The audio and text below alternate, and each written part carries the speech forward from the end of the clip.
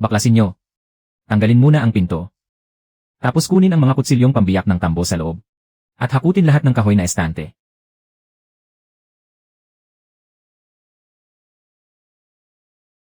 Sinong makangahas na gumalaw niyan? Sun Hyun-kyu. Hindi ka pa pala namamatay sa sakit.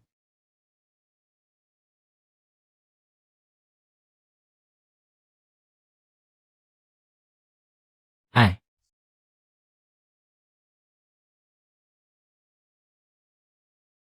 Mabuti at gising ka na. Ang utang ng tatay mo. Ikaw ang magbayad. Kung hindi mo mababayaran, sa akin na ang bilaran. Nasaan ang kasunduan ng utang? Ano? Sabi ko, ilabas mo ang kasunduan ng utang. Alam ng buong baryo na may utang sa akin ang pamilya Su. At may lakas ng loob ka pa na hingin sa akin ang kasunduan. Alam ng lahat. Pero hindi ibig sabihin na kung magkano ang sabihin mo. Ay iyon na nga ang halaga. Tingnan mo. 80 bikis ng di kalidad na tambo. 20 piraso ng kahoy na pino. Mga pino. At may kalahating taon pa ng bayad sa komisyon. May thumbprint ng tatay mo rito.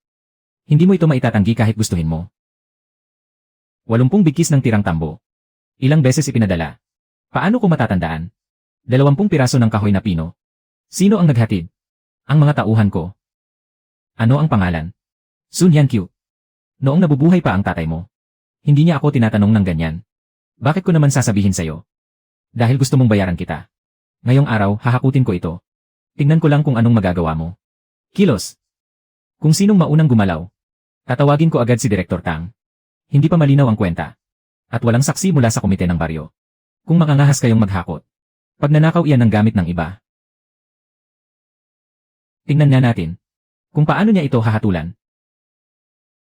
Gu Huishan. Wala kang kinalaman dito. Ang batch ng kahoy na pino ni Tito Su.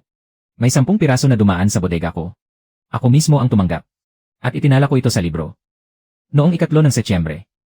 Nagpadala ang pamilya Wu ng 10 pirasong kahoy na pino sa pamilya Su. Nilagdaan ito ni Tito Su. At tumulong ako sa pagbaba ng kargamento. 10 piraso lang talaga.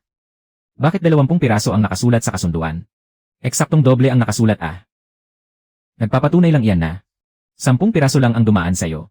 Ang natitirang 10 ay dumaan sa ibang daan. Aling daan? Sino ang naghatid? Sino ang tumanggap? Paharapin mo ang taong iyon dito. Direktor Tang. Bago po malinaw ang kwenta. Maaari po ba siyang maghakot? Hindi maaari.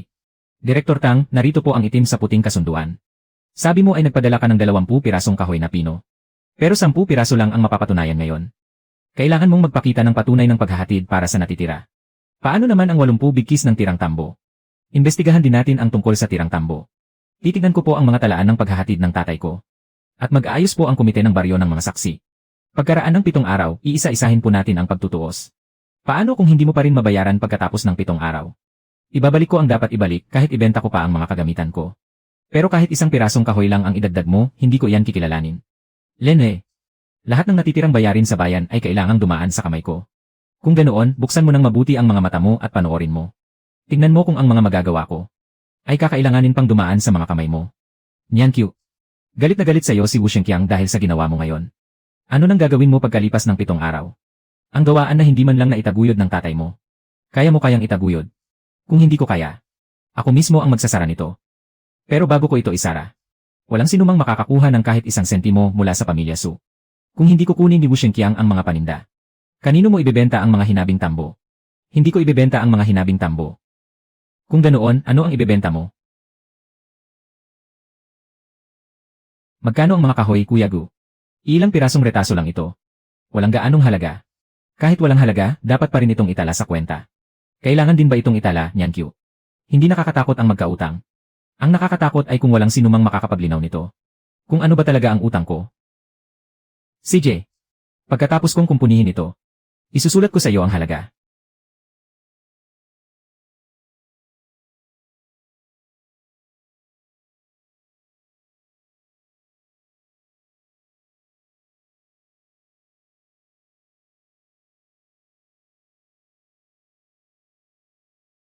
Wala pa akong pera. Ang pagsasama ng kahoy na kwadro at ng hinabing tambo. Ang disenyong ito.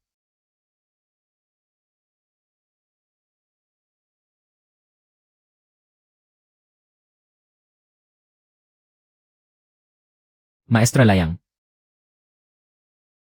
Mukhang kailangan ko po kayong hanapin muna.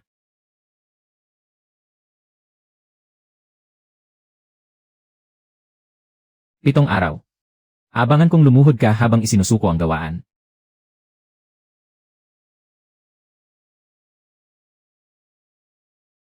Makinig kang mabuti.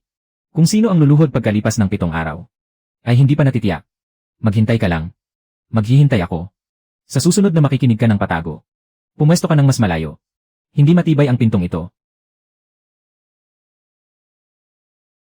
Naku.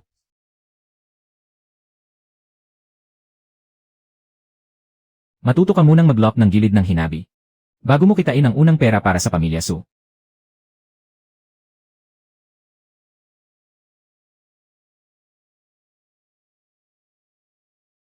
Ang kaunting bigas na ito ay hindi man lang sapat para makapagluto ng isang mangkok ng lugaw. Kumain ka muna. Pagkatapos mong kumain, sumama ka sa akin sa bahay ni Wu Shenqiang. Tiya, ano pong gagawin natin doon? Ano pa nga ba? Ipapaupa natin sa kanya ang Leishan. Ilang taon pong ipapaupa? 3 taon. Magkano naman po ang halaga? Hindi naman tayo lalamangan ni Boss Wu. Nakasulat na po ba sa kontrata? Hindi pa. Walang nakasulat na halaga. Walang nakasulat na dami. At wala ring nakasulat kung kailan magbabayad. Hindi po ako pupunta. Gusto mo pa ring magmatigas? Bakante na ang lalagyan natin ng bigas. Ang tapang mo nga kahapon. Pero nakakabusog ba ang tapang? Tiya. Utang ko po muna ang isang mangkok ng lugaw na ito. Babayaran ko rin po kayo pagdating ng araw. Binibigyan ko lang ng pagkain ang sarili kong pamangkin. Kailangan mo pa ba akong bayaran? Hindi po kailangang bayaran ang pagmamahal ng pamilya. Pero ang mga pagkain ay dapat itala ng malinaw. Matagal nyo na pong inaalagaan ang pamilya Su. Hindi naman po pwedeng sa huli ay hindi nyo alam kung magkano na ang nagastos nyo. At hindi na ito malinawan. Noong nabubuhay pa ang tatay mo, lagi rin niyang sinasabi na babayaran niya ako pagdating ng araw. Pero sa huli, ang naiwan lang ay isang bahay na puno ng mga sirang tambo. Sa loob ng 7 araw. Sa loob ng 7 araw. Bibigyan muna kita ng resulta. Kung hindi ako makakagawa ng bagay na maibebenta, hindi kita pipigilang iparenta ang parte mo sa Leishan. Sabi mo yan ah. Sabi ko nga. Huwag kang iyak-iyak sa akin pagdating ng araw. Hindi mangyayari yan. Hindi madaling kausap si Wu Shenqiang. Binangga mo siya sa harap ng maraming tao kahapon. Hindi niya palalampasin ito. E di hayaan mo siyang pumunta. Ang mga dapat singilin. Wala rin akong balak palampasin. Hay. Ihawak mo pa kaliwa ng kaunti. Ganito. Itaas mo pa ng kalahating pulgada. Paano ngayon? Huwag kang gumalaw. Pwede nang isara. Pansamantala muna nating gamitin ito. Bulok na rin ang ilalim ng hamba ng pinto. Mas mabuting palitan na ang buong piraso pagdating ng tagsibol. Magkano ang bayad sa paggawa? Hindi ba't sinabi ko na kahapon? Ilang lumang kahoy lang naman ito, walang bayad. Kahit ayaw mong maningil, kailangan ko pa ring ilista. Bakit kailangan pang linawin ng husto ang ganito? Ngayon ay isang pinto. Bukas baka isang kainan naman. At sa susunod na araw baka isang kariton na ng kahoy. Kung hindi lilinawin ngayon, may magsasabi na sa hinaharap na ang gawaan ng pamilya Su ay nabuhay lang dahil sa tulong mo. Hindi ka pa kumakain. Kumain na ako. Ano ang kinain mo? Lugaw na mais. Gaano karami? Kalahating mangkok.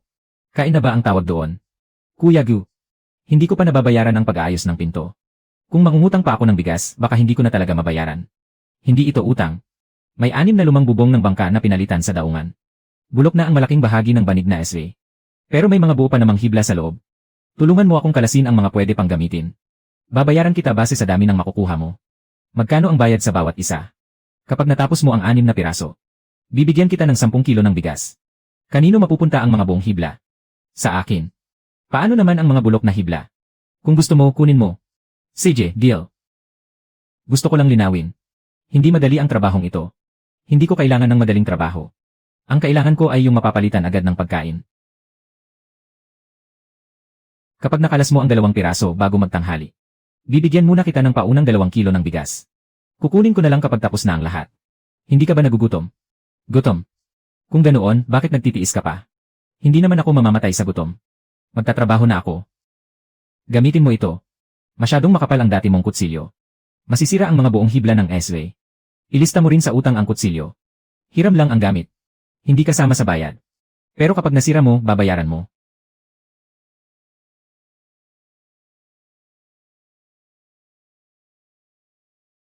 Natapos ko ng kalasin ng 6 na piraso. May 136 na piraso ng buong hibla. At 41 na may kaunting sira. Ang mga talagang hindi na magagamit ay itinali ko na sa labas. Walang nasirang balat ng essay. Mas malinis pa ang pagkakalos mo kaysa sa ginagawa ko. Ito ang 10 kilo ng bigas. Ang napagkasundo ang 10 kilo. Bibigyan pa kita ng karagdagang 2 kilo. Bakit? May dagdag pang 30 piraso ng buong dulo ng shred. At 2 kilo ng darak. Maestra Layang. Gusto ko pong matutunan ang paraan ng pagtatapos ng gilid na ito. Hindi ko ituturo. Iniwan po ito ng tatay ko. Alam ko. Ang mga sulat sa likod ay siya rin ang sumulat. Alam ko rin. Kung ganoon, bakit niya po ako pinapunta sa inyo? Dahil ang unang bahagi lang ang natutunan niya. Wala siyang pasensya na matutunan ang huling bahagi. May pasensya po ako. Ikaw. Ganyan din ang sinabi ng tatay mo noong bata pa siya. Nang matuto ng ilang disenyo, nagmamadali ng kumuha ng malalaking order. Hindi natapos ang mga produkto sa takdang oras. Ang mga shred ay parang hindi natuyo ng maayos sa araw. Sa huli, nalugi siya ng pera. At nasira pa ang kanyang reputasyon. Dapat pantay ang kapal. Walang butas ng uod sa ibabaw. Alam mo ba kung pwede itong gamitin? Pumili ka ng 20 piraso na pwedeng ipanghabi. Dapat halos magkapareho ang kapal. Dapat sapat ang lambot at tibay. Kahit 1 piraso lang ang magkamali. Umalis ka na agad. Unang subok. 7 ang mali sa 20 piraso. Ulitin mo. Kung masakit, umuwi ka na. Ituloy mo. Iniisip ko kung ano ang ginagawa mo rito. Naparito ka pala para magmakaawang turuan ng sining. Kung magtuturo ako o hindi. Wala kang pakialam. Maestra Layang, nagpapaalala lang ako sa inyo. Pagkatapos ng 7 araw, kahit ang bilaran niya ay hindi niya mapapanatili. Napakaluwag naman ng oras ni Boss Wu. Handa na ba ang sarili mong mga bayarin? Huwag kang masyadong mayabang. Kahit matutunan mo pa yan. Wala ring mangangahas na kumuha ng mga produkto mo.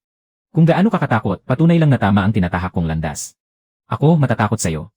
Hindi ako natatakot na pumunta ka rito ng 2 beses sa isang araw. Sino kaya ang mawawalan ng materyales? Pagkatapos ng 7 araw, titignan ko kung makakangiti ka pa. Dahan-dahan sa paglakad. Huwag mong abalahin ang pag-aaral ko ng mga bagay na hindi mo alam. Matalas na ang dila mo. Pero kung walang kakayahan ang mga kamay mo, kahit gaano pa katalas ang dila mo ay walang silbi. Magpatuloy ka sa pagpili. Hindi pa pumapayag si Maestra Layang na turuan ka. Hindi pa. Kung ganoon, pupunta ka pa rin ba bukas? Pupunta ako. Paano kung hindi talaga siya pumayag? Kung ganoon, patuloy akong mag-aaral hanggang sa pumayag siya. 20 piraso. Sino ang nagturo sa'yo? Paano mo napili ang mga ito? Walang nagturo. Nagkamali ako ng 3 beses kahapon. Inuwi ko lahat ng malalambot na dulo na itinapon nyo. At sinuri ko. Biniyak ko. Inibaluktot ko. At isa-isang inihambing sa mga lumang shred. Umupo ka. 1 beses ko lang ituturo. Diinan muna ang pahalang na hibla. Pagkatapos ay hilahin pataas mula sa ilalim. Huwag mong luluwagan ang hawak mo. Dapat mahigpit ang pagkadiin dito. Hindi yung basta mo lang hihilahin ng pilit. May natural na tibay ang shred. Dapat sumunod ka sa agos nito. Ulitin mo. Maestra Layang. Tapos na.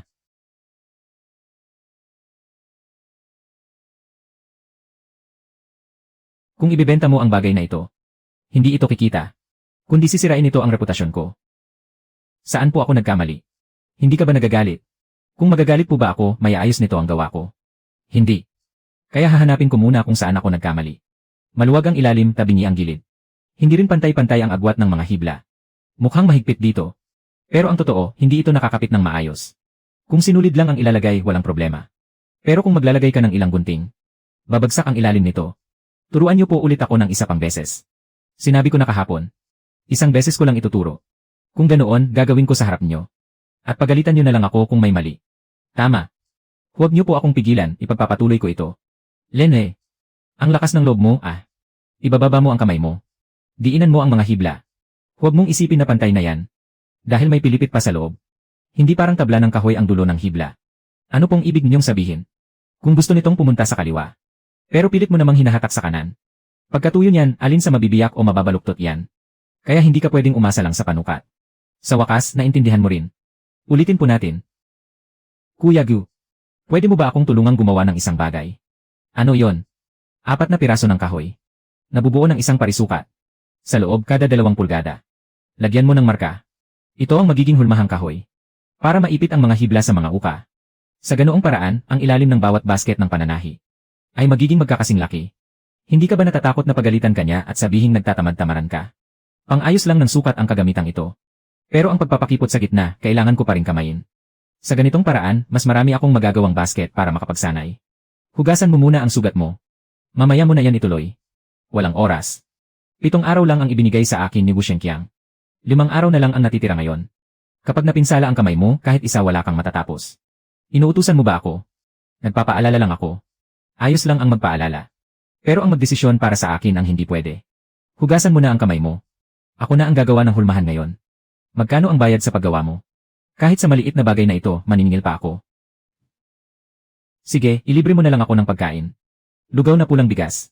CJ. Walang ulam. Ngayon, mayroon na. Handa ka pala. Plano ko talagang kainin ito mag-isa.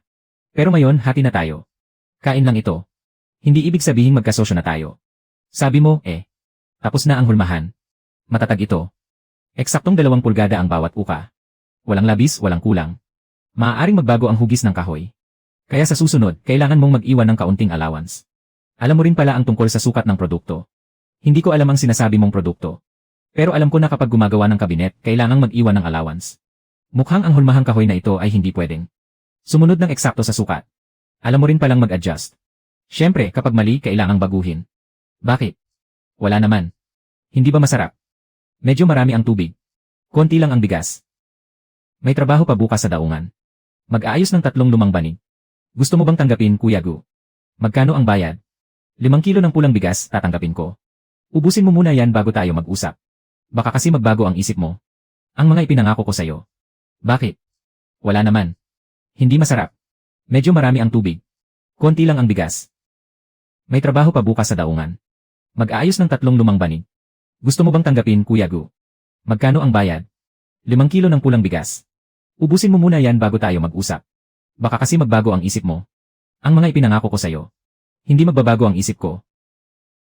Sino ang gumawa ng kahoy na kwadrong ito? Si Gu Huishanpo. Sabi ko na nga ba? Gamit ng karpintero. Gagamitin para mag-aral ng paghahabi ng tambo. Mautak ka rin sa pagpapadali ng trabaho. Tingnan niyo muna po ang tapos na produkto, Maestra Liang. Kung hindi po pwede, hindi ko po gagamitin. Habi.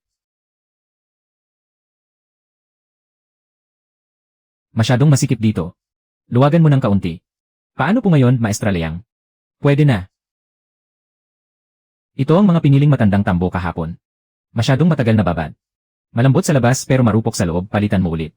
Pagpili ng tambo. Pagbabad ng tambo. Paghihiwa ng hibla. Paghahabi. Kung saang bahagi ka magtamad. Makikita rin ang epekto sa huli. Itabi mo rin ang mga tira-tirang materyales. Para saan pa? Ang mga buong bahagi ay pwedeng gawing maliliit na hawakan. Ang una, hindi pantay ang ilalim. Ang pangalawa, masyadong manipis ang hawakan. Ang pangatlo, hindi pasado. Ang pang-apat, pwede nang pagtiyagaan. Ito, pwede na. Mabibenta ba ito? Masasabi ko lang na hindi nito masisira ang pangalan ko. Gusto mong ibenta? Masyado pang maaga. Kung nakagawa ka ng isa, makakagawa ka rin ng 10. Relax mo muna ang mga kamay mo. Hindi mo kaaway ang mga hibla ng tambo. Pahiram ng kalahating pwesto. Bago nga ang mga paninda mo. Pero kapapunta lang dito ni Boss Wu. Anong sinabi niya? Sabi niya, kung sino man ang tumulong sa iyong magbenta. Huwag nang umasang makakakuha ng banig na tambo sa kanya. May pamilya akong kailangang pakainin. Hindi ko talaga siya kayang kalabanin. Naiintindihan ko. Pasensya na sa istorbo. Bakit? Walang may lakas ng loob na kumuha ng paninda mo, Nyankyu. Kinausap mo sila ng maaga, no? Sinabi ko na sa'yo noon pa. Lahat ng natitirang paninda sa bayan ay kailangang dumaan sa akin. Akala mo ba dahil lang marunong kang maghabi ng ilang sirang basket, ay maaagawan mo na ako ng negosyo? Ito ay basket ng pananahi. Ano namang pagkakaiba niyan? Hindi mo kasi naintindihan. Kaya sa tingin mo ay walang pagkakaiba. Huwag mo akong pilosopohin. Kung magmamakaawa ka sa akin, maaari ko silang bilhin. Bahala ka kung ibebenta mo o hindi. Bukod sa akin, walang sinumang mangangahas na bumili niyan. Kung ganoon, hindi na ako maghahanap ng bibili. Anong ibig mong sabihin? Ako mismo ang magbebenta. Bakante ba ang kanang bahagi ng mesa mo? Bakante yan. Magkano ang upa para sa kalahating araw? Talaga bang upahan mo? Talaga. 2 barya. Bukas ng umaga. Itabi mo sa akin ang kalahati ng mesa. Talaga bang gusto mo akong kalabanin? Paano naman naging pakikipaglaban sa'yo ito? Bukas na bukas, maglalagay ako ng pwesto sa tapat mo. Kahit magkano pa ang benta mo, ibebenta ko ang sa akin sa kalahating presyo. Si Boss Wu na may napakalaking negosyo. Para lang harangan ako, ay personal pang magbebenta ng maliliit na basket ng pananahi. Sinasabi mo pang hindi ka natatakot. Iha, gusto mo bang ibalik ko na lang ang bayad mo sa pwesto? Kung talagang bababaan ni Wu Shengqiang ang presyo, wala ka kahit isang maibebenta. Huwag na po ninyong ibalik. Darating ako bukas. Pero ano namang ilalaban mo sa kanya? Mura nga ang benta niya. Pero may pakinabang naman ang sa akin. Kung pareho lang ba ang dalawa? Hayaan nating ang mga mamimili ang makakita. 2 araw na lang ang natitira para sa pagtutuos ng utang. Kinakabahan ka ba? Natatakot na baka walang bumili? Natatakot ako. Pero bakit napakalma mo pa rin? Kahit natatakot ako, kailangan ko pa ring ilatag ang paninda. Kung magtatago lang ako sa bahay, hindi naman kusa na magiging pera ang mga ito. Sun Yanqiu. Sinabi ko na sa'yo. Huwag mong asahang may maibebenta ka kahit isa ngayong araw. Basket na tambo, 5 barya lang. Matibay at subok na. Bumili ng 2 sa halagang 10 barya lang. Basket ng pananahi, 12 barya. Ang laki ng basket sa tapat pero 5 barya lang. Samantalang ang maliit na bagay na ito. Bakit nagkakahalaga ng 12 barya? 8. Sinasamantala niya lang na wala kayong alam. Kaya sinasadya niyang itaas ang presyo. Pareho lang namang gawa sa tambo. Magiging ginto ba yan dahil lang siya ang naghabi? Napakamahal naman ng 12 barya. Al. Para saan mo ba gagamitin ang basket na bibilhin mo? Para saan pa nga ba? Mga karayom at sinulid. Gunting. At mga tira-tirang tela. Saan mo ba karaniwang inilalagay ang mga yon? Kapag nagre-repara ka ng damit ng iba, kailangan mo pa silang bitbitin kung saan-saan. May piraso ng kahoy sa ilalim nito. Kaya kapag inilagay mo ang gunting, hindi nito mabubutas ang ilalim. May takip din ito sa ibabaw. Kaya kapag lumabas ka ng bahay, hindi malalaglag ang mga rolyo ng sinulid. Matigas na ang ilalim nito. Isang maliit na piraso lang ng kahoy. Lakas ng loob mong magdagdag ng 7 barya. Ang basket mo ay lalagyan lang ng karayom at sinulid.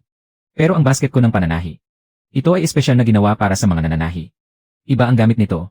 Huwag niyo akong lokohin sa laki niyan. Medyo manipis ang hawakan. Masakit sa kamay kapag marami ang laman. Dala mo ba ang natitirang malapad na tali? Dala ko po. Nasaan ang mga manipis na piraso ng kahoy? Sandali lang, mga 15 minuto. 2. Ate, subukan niyo po ulit.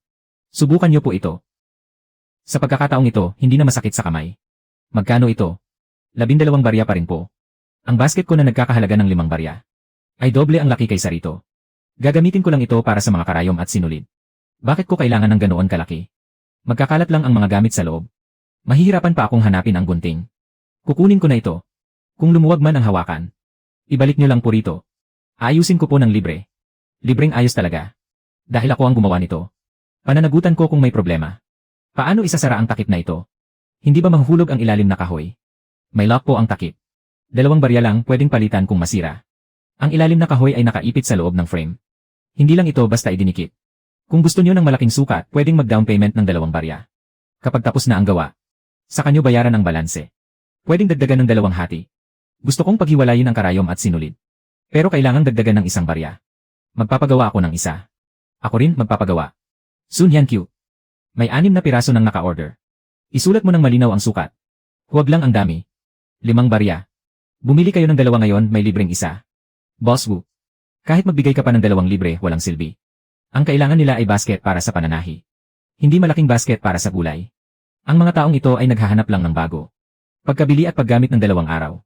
Siguradong magkakalas-kalas din yan. Sinasabi mong magkakalas-kalas ito. Magpakita ka ng ebidensya. Tapos na ang inspeksyon. Sa ngayon ay wala pang sira. Hindi ibig sabihin na hindi ito masisira sa hinaharap. E di hintay nating masira bago ka magsalita.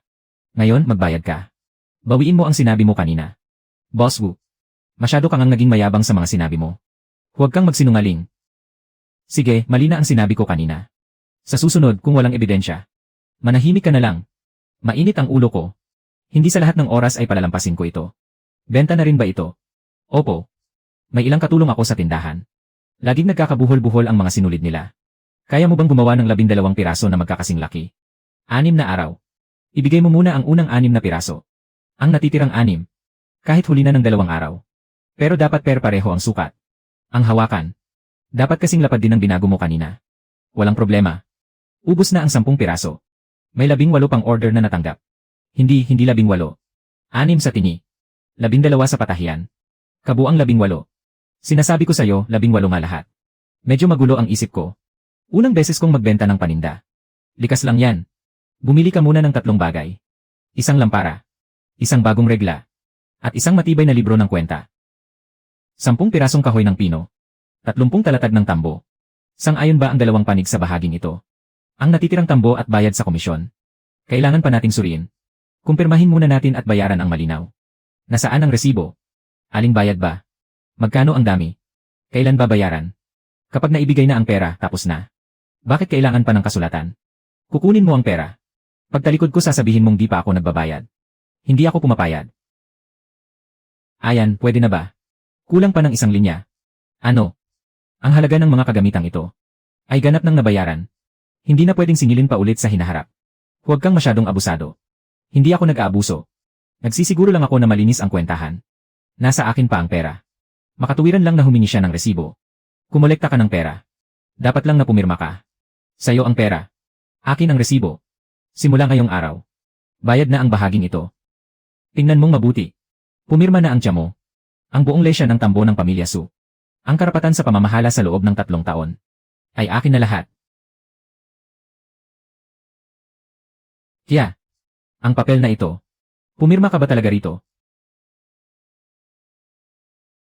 Ako nga ang pumirma. Narinig mo yan. Inamin niya mismo.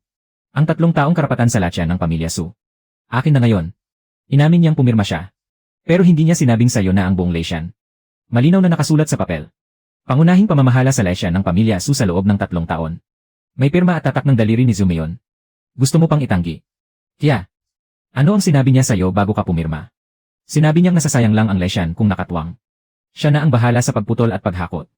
At bibigyan niya ako ng pera taon-taon. Akala ko kasi. Ano nang akala mo?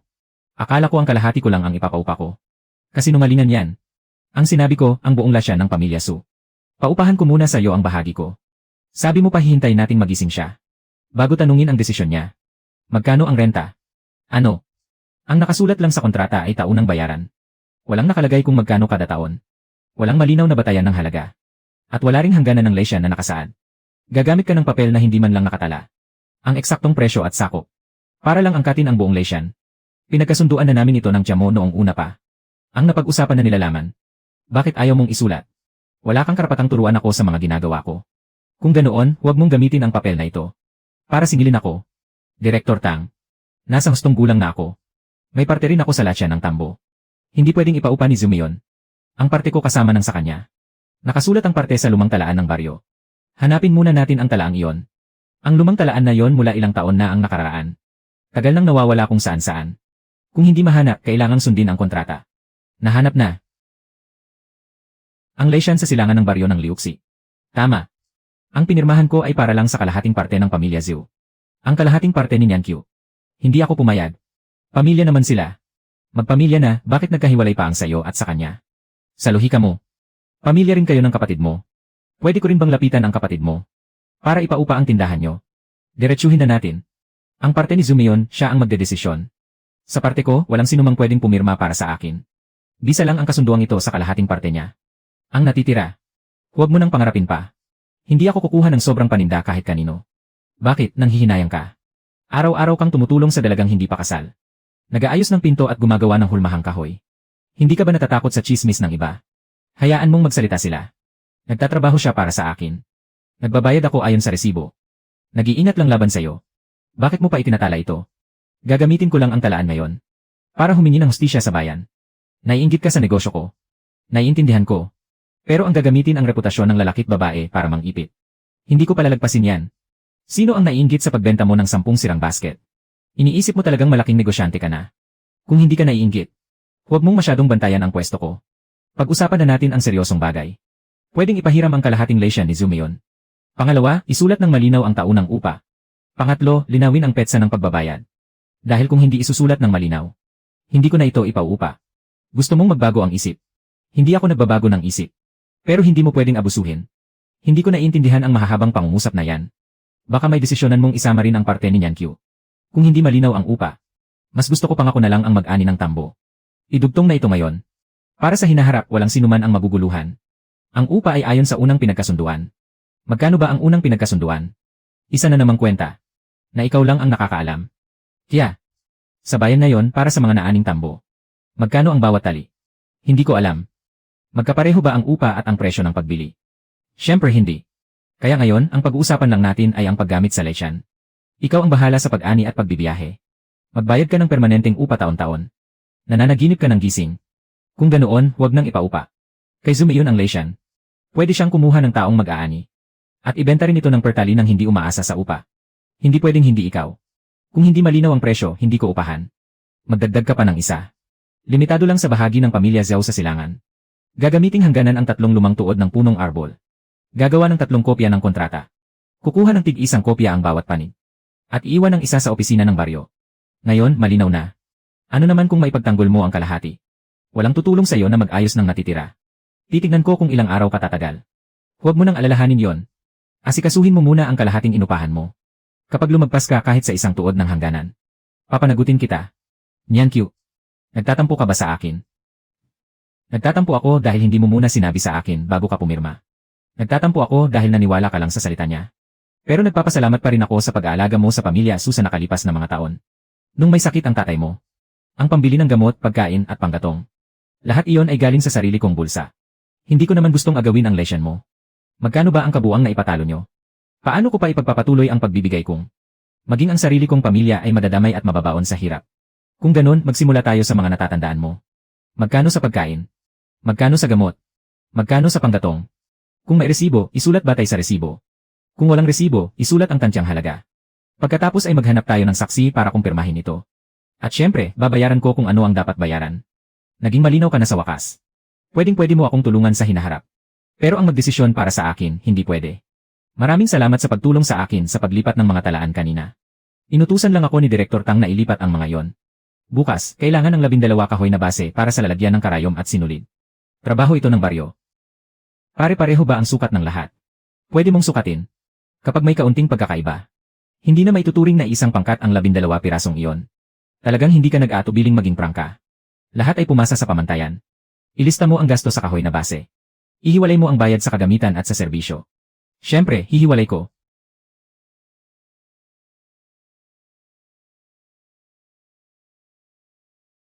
Pareho ang sukat.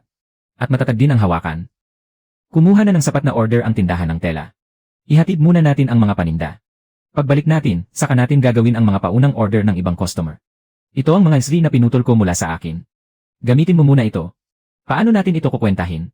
Nagbigay sa iyo ang sarili mong tiyan ng kaunting esre. Kailangan pa bang ilista yan? Kailangan. Kukwentahin natin batay sa karaniwang presyo sa baryo. Iyon ang tama. Sun Hyun-kyu. Tingnan mo nang mabuti ang sarili mo. Ito ba ang sinasabi mo na?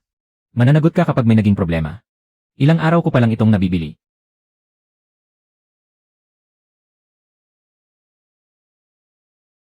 Paninda ko ito. Kaya kasalanan ko rin. Hindi mo ba sasabihin na sira ito dahil sa hindi ko maayos na pag-aalaga? Hindi ko sasabihin yon. Masasaba-saba ang pinaglalagyan mo ng basket na ito. Inilagay ko lang sa tabi ng kalan. At binubuksan ko rin ang bintana araw-araw. Kung ganun, hindi mo kasalanan. Isasauli ko ang pera mo. Hindi ba pwedeng ayusin na lang ng libre? Hindi na magagamit ang mansadong kawayan na ito. Kung gusto mo ng refund, ibibigay ko sa iyo ngayon din. Kung gusto mo naman ng bago, gagawan kita ng bago sa loob ng 3 araw. Kukunin ko ang lumang basket. Pumunta lang ako rito para magpalit ng basket. Hindi para manghingi ng pera mo. Hindi ito hingi ng pera. Nasira ang gamit. Kaya nakadagdag pa ako sa abala mo. Papalitan mo ba talaga? Papalitan ko talaga. Kung ganun, hihintayin kita. Pagkalipas ng 3 araw, ako mismo ang maghahatid niyan sa inyo. Lene, napakagaling pa namang umarte. Sabi ko na nga ba sa inyo? Ang gawa ng hindi naman eksperto. Ilang araw lang ang lilipas, masisira rin agad. Tumingin kayo rito, tingnan nyo.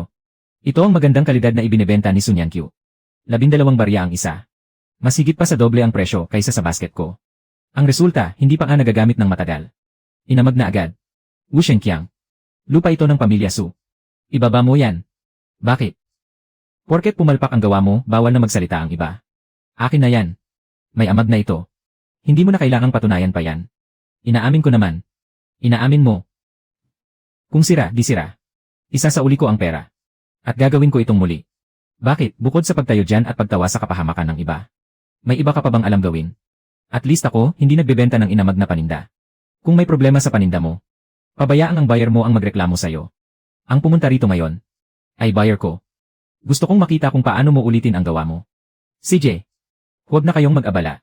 Pagkalipas ng 3 araw, aamagin pa rin yan katulad ng dati. Sigurado ka ba dyan? Kung ganun, gumawa tayo ng kasunduan. Kung maayos at pumasa ang bagong gawa pagkalipas ng 3 araw. Sa harap ng lahat ng taong narito ngayon. Aaminin mong nagbintang ka lang ng walang ebidensya. Bakit naman ako makikipagkasunduan sa'yo? Kung wala kang lakas ng loob, tumahimik ka na lang. Sino ang sinasabi mong nanaloloko ng tao? Kung sino ang pikon, siya ang may gawa. Kapag hindi ka pa umalis, pupuntahan ko si Direktor Tang. Para makita niya kung paano ka. Nang abala na naman sa negosyo ko. Antayin kong mabangkarote ka. Huwag mong ibagsak. Wala akong perang ipambabayad sa'yo. Lahat ng natapos ng paninda. Itigil muna ang paghahatid. Kahit yung 12 basket para sa patahiyan, huwag ding i-deliver. Huwag muna. Hindi natuyo ng maayos ang loob. Masyadong matagal ang pagkakababad ng sadyong essay. Hindi lang yon. Ang batch ng essay na ito ay medyo maambon talaga noong una. Para mahabol ang order ng patahiyan. Ilang araw mo lang pinarangalan sa araw. Sinabi ko na sa iyong kailangan ng hindi bababa sa 4 na araw. Kasalanan ko. Ako ang gumawa ng desisyong yon. Kaya syempre ako ang dapat managot. Ulitin natin ang gawa. Baklasin ang lahat ng kahoy sa ilalim. At patuyuin uli sa araw. Magagamit pa ba yan? Itaas pa ang patungan na kahoy. Huwag hayaang nakadikit sa lupa. Medyo itaas pa ng kaunti. Kailangang may hangin sa ilalim. At huwag ding masyadong ipagpatong-patong sa itaas. Bawat patong dapat nakasalansan ng hiwa-hiwalay. Araw-araw, umaga't hapon, kailangang baliktarin. Unang hakbang. Pagkarating ng hilaw na materyales. Ihiwalay muna ang gulang sa murang tambo. Ikatlong hakbang. Ituyo sa araw ng hindi bababa sa 4 na araw. Kapag umulan, dagdagan pa ang araw ng pagpapatuyo. Hindi sapat na bilang lang ng araw ang tatandaan. Bakit? Kahit parehong naibilad ng 4 na araw. Magkaiba ang tuyo ng nasa ibabaw at nasa ilalim. Kailangang suriin ng isa-isa. Tingnan ang kulay. Pakinggan ang tunog. Ibaluktot ng kaunti. At kapain kung may lamig pa sa loob. Ilista mo yan. Lagyan din ng marka ang bawat karga. Para kapag nagkaproblema sa hinaharap. Malalaman natin kung kailang petsa ginawa. Lalagyan ng tag ang bawat isa. Ang buong karga ay lalagyan ng isang marka. Kapag nagkaproblema, susuportahan at susuriin ang buong karga. Hindi lang natin papalitan. Ang isang item na ibinalik ng pembenta. Pwedeng gumana ang paraang yan. Ako na ang gagawa ng mga plakang kahoy. Huwag mo muna kalkulahin ang bayad sa akin. Gagamitin ko ang lahat ng pera para pampalit ng paninda. Saka na natin ayusin kapag naayos na ang kargang ito. CJ, itala mo muna. Babayaran din natin yan. Maaari po bang magtanong, ito po ba ang gawaang yan siya ng pamilya Su? Nangamag rin ba ang bakol mo? Binili po ito ng nanay ko. Sa ngayon po ay wala pang amag. Nabalitaan niya pong may nagbalik ng paninda. Kaya pinapunta niya po ako rito para magtanong. Ang bakol na ito ay kabilang sa parehong karga. Kahit wala pang amag. Ikinukonsulta kong palitan na rin. Palilitan kahit hindi pa sira. Mula sila sa iisang karga ng hilaw na materyales. Hindi natin pwedeng hintayin masira bago umaksyon. Ano ng pangalan mo? Ilista ang ibinalik na bakol. Ilista ang ibinalik na bakol. Anong pangalan mo? Yexiaoman po. Palalitan ng bago pagkaraan ng 3 araw. Ito ang resibo para sa pagpapalit. Napakalinis po ng sulat niyo sa talaan. Marunong ka bang magbasa at magsulat? Marunong po ng kaunti. Kaya ko po ang mga simpleng salita. Sa susunod na ilang araw, baka kailanganin ko ng katulong. Araw-araw ang sahod. Gusto mo bang magtrabaho rito? Gusto ko po. Huwag ka munang magmadaling sumagot. Kailangan ko ng taong masinop at maingat sa trabaho. Kapag nagkamali sa isang karga, ang buong kargada ay maaaring kailangang gawin ulit. Handa po akong matuto. Pagkaraan ng 3 araw. Talaga bang ikaw mismo ang maghahatid ng kapalit na paninda? Siyempre. Kapag nagkamali ng minsan, kailangang matuto mula sa leksyon. Amo. Naantala ng 3 araw ang paninda. Ito po ang dahilan. At ang bagong record ng pagsusuri ng kalidad. Walang amoy ng kahalumigmigan. At pareho rin ang sukat. Bakit nagkaproblema ang mga naunang paninda? Kulang ang oras ng pagpapatuyo sa araw. Para maipasa agad ang gawa, pinaikli ko ng 2 araw. Ngayon, nagdagdag na kami ng mga paitawan. At pagsusuri sa bawat karga. Kapag nagkaroon muli ng kaparehong problema sa hinaharap, maaari niyong isauli ang buong kargada. Magaling. Talagang matapang kang magsulat ng kahit ano sa kasunduan. Kapag nagkamali ng isang beses, dapat matuto sa leksyon. Ikaw ba ang gumawa ng lahat ng ito? Ang iba ay gawa ko. Ang paghahabi ay sinusuri ni Maestra Layang. At ang kahoy na ilalim naman ay gawa ni Maestrong Gyu. Ako ang tagapamahala ng tuluyan ng Hanhe. Kailangan namin ng mga basket para sa mga gamit sa mga silid. Masyadong maliit ang ganito. Kaya mo bang gumawa ng mas malaki? Kaya ko. Ilan ang kailangan nyo? Gumawa ka muna ng 5 sample. Kapag maayos ang kalidad ng mga sample, mag-order kami ng 6 na pupa. Kailan nyo kailangan? 20 araw. 60 piraso. Tayo lang na 3. Hindi natin matatapos yan sa loob ng 20 araw. Kung hindi kaya, huwag na lang. Ang 5 sample. Ihahatid sa tuluyan pagkaraan ng 3 araw. Ang petsa ng paghahatid para sa 60 piraso. Pag-usapan natin pagkatapos maaprubahan ang mga sample. CJ, aantayin ko ang mga sample mo. Tatanggapin talaga natin. Tatanggapin natin. Kulang tayo sa tao. Kung ganoon, maghanap tayo ng tao. Magkakaiba ang galing nila sa paggawa. Kung ganoon, turuan muna natin sila. Ang paghahabi ng tambo ay hindi natututuhan sa tingin-tingin lang. Kung isang tao lang ang gagawa, hindi natin matatapos ang 60 piraso. Tayong 3 lang. Nakakahabi ako ng 4 na piraso sa isang araw sa pinakamabilis. Ikaw naman ay 2 lang. At kailangan pa ni Guhuay siya na gumawa ng kahoy na ilalim. Kaya nga kailangan natin maghanap ng tao. Turuan muna natin ang 8 tao. May mag-aasikaso sa pagpili ng mga dulo. May gagawa ng ilalim. At may gagawa ng hawakan at magsasara ng mga gilid. Sa huli, kayo po ang magsusuri ng kalidad. Sa pagkakataong ito, kailangan nating paramihin ang mga taong marunong gumawa.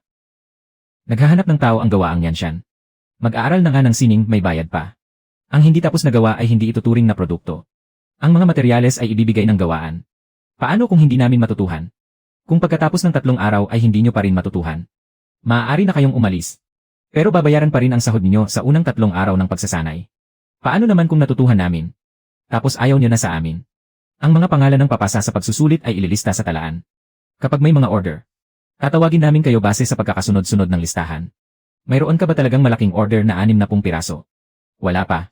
Kailangan muna nilang makita ang 5 sample bago ibigay ang order na 60. Paano kung hindi pumasa? Ako mismo ang magbabayad ng sahod para sa 3 araw na pagsasanay. Hindi ko kayo hahayaang makisalo sa panganib na ito. Magpapatala ako. Huwag ka munang magpatala sa paghahabi. Bakit po, Ate Nyankyu? Marunong kang magbasa at magsulat. Ang resibo ng palitan kahapon ay naitabi mo rin ng maayos. Kailangan ko ng taong magtatala ng mga hilaw na materyales, ng mga batch at kung gaano karami ang nagawa ng bawat isa. Hindi pa po ako nakakapag-ayos ng opisyal na listahan ng kwenta. Tuturuan kita. Kung hindi mo alam, pwede mong pag-aralan. Pero hindi pwede ang sadyang pagpapabaya. Hindi ko po gagawin yan. Nakakatawa naman. Bitawan mo siya. Naghahanap ka ng tao sa baryo. Nagpaalam ka ba sa akin? Ang sinumang magtrabaho para sa kanya ay kinakalaban ako. Mula ngayon, ang mga piraso ng tambo at banig ng pamilya nyo. Hindi ko kukunin kahit isang piraso. Ang pagbili mo ng mga produktong tambo ay normal na negosyo. Hindi kawang gawa. Kung kanino gustong magbenta ng mga taga-baryo, ay desisyon na nila. Sino mang hindi magtatrabaho sa bahay niya? Sa susunod na batch ng mga tambo, dadagdagan ko ng 1 barya.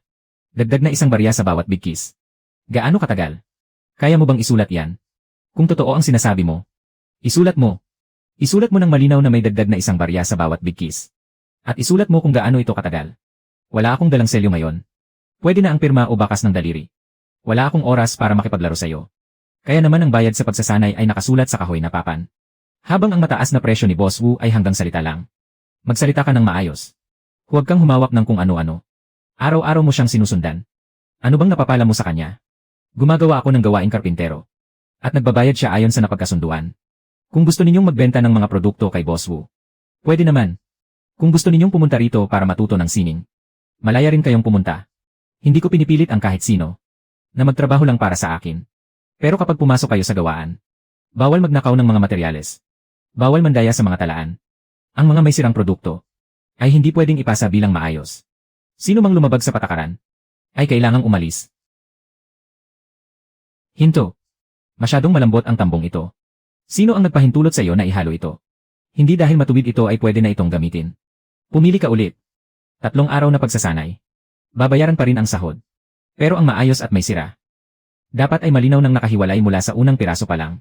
At Nyankyu. Ang 2 bigkis na ito ng tambo ay parehong hinatid ngayon. Bakit hindi po pwedeng ilagay sa isang batch? Magkaiba ang pinagmulan ng mga ito. Ang 1 bigkis ay galing sa sarili nating lesyan. At ang isa naman ay binili sa baryo. Kapag nagkaroon ng problema, kailangan nating malaman kung saan galing. Mula sa sariling lesyan, batch E. Binili sa baryo, batch E. Tama. Paano po kung magkamali ako ng sulat? Surin. Kapag malinaw ang mga talaan, doon lang tayo magkakaroon ng matagalang pagsasama. Tapos na.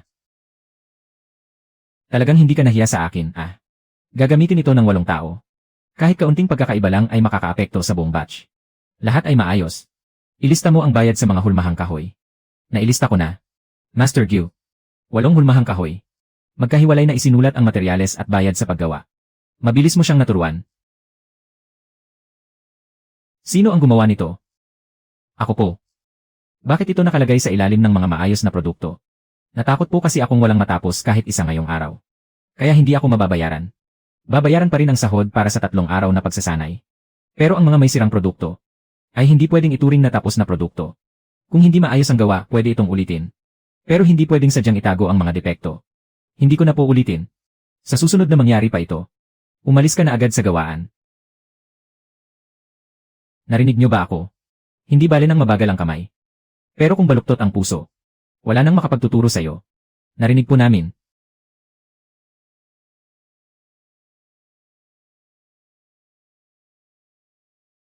Pareho ang sukat. Wala ring amoy ng amag. Pero hindi sapat ang tatag. Kailangang lagyan ng kahoy na kwadro dito. Kwadro. Madaragdagan ang gasto sa kahoy at paggawa. Naitakda na ang budget. 60 piraso. Sa dating kabuang presyo. Kung dadagdagan pa ng kwadro, ibig sabihin ay dagdag sa materyales. Pero walang dagdag na bayad. Tama. Bigyan mo ako ng sagot bago maghapon bukas. Tanggapin mo ang kondisyon. At sayo na ang kontrata.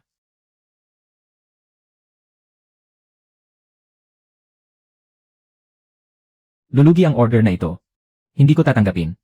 60 piraso. Pagkatapos nito, kukuha pa ulit ang tuluyan.